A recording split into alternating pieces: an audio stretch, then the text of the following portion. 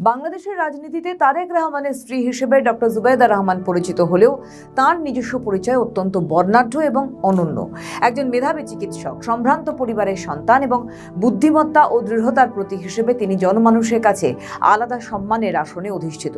1972 সালে 18 জুন সিলেটে এক সম্ভ্রান্ত পরিবারে জন্মগ্রহণ করেন জুবাইদা রহমান।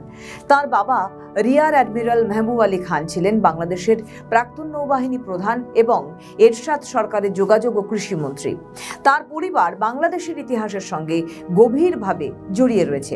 মুক্তিযুদ্ধের সর্বাধিনায়ক জেনারেল এম.এ.জি. ওসমানী ছিলেন তার কাকা। এছাড়া অ্যামনেস্টি ইন্টারন্যাশনালের প্রাক্তন সেক্রেটারি জেনারেল আইরিন খান তার খুড়তুতো বোন। শিক্ষা জীবনে তিনি ছিলেন অত্যন্ত মেধাবী। ঢাকা মেডিকেল কলেজ থেকে MBBS পাশ করার পর তিনি 1995 সালে BCS স্বাস্থ্য নিয়ে ক্যাডারে প্রথম স্থানে অর্জন করে সরকারি চাকরিতে যোগ দেন।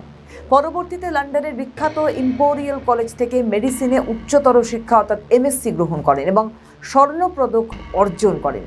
1994 সালে 3রা ফেব্রুয়ারি তারেক রহমানের সাথে বিবাহ বন্ধনে আবদ্ধ হন ডক্টর জুবাইদা রহমান। 2008 সালে স্বামীর চিকিৎসার জন্য শিক্ষা ছুটি নিয়ে তিনি সপরিবারে লন্ডনে চলে যান এবং সেখানে দীর্ঘ 17 বছর নির্বাসিত জীবনযাপন করেন। এই দীর্ঘ সময়ে তিনি নীরবে নিজের পরিবার ও পেশাগত জীবন সামলেছেন। তিনি জিয়াউর রহমান ফাউন্ডেশনের অন্যতম সহসভাপতি হিসেবেও দায়িত্ব পালন করেছিলেন। 2025 সালের মে মাসে দীর্ঘ 17 বছরের নির্বাসিত জীবনের অবসান ঘটিয়ে শাশুড়ি বেগম খালেদা জিয়ার সাথে তিনি বাংলাদেশে ফিরে আসেন। দেশে ফেরার পর তার এই প্রত্যাবর্তনকে ঘিরে সাধারণ মানুষের মধ্যে ব্যাপক আগ্রহ ও উদ্দীপনা দেখা যায়।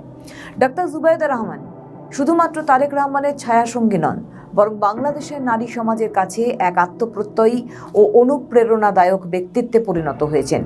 রাজনৈতিক গুঞ্জনে তার নাম বারবার এলেও আপাতত তিনি জনকল্যাণমূলক কাজেই বেশি নিবেদিত থাকতে চাইছেন বলে বিভিন্ন খবরে উঠে আসছে।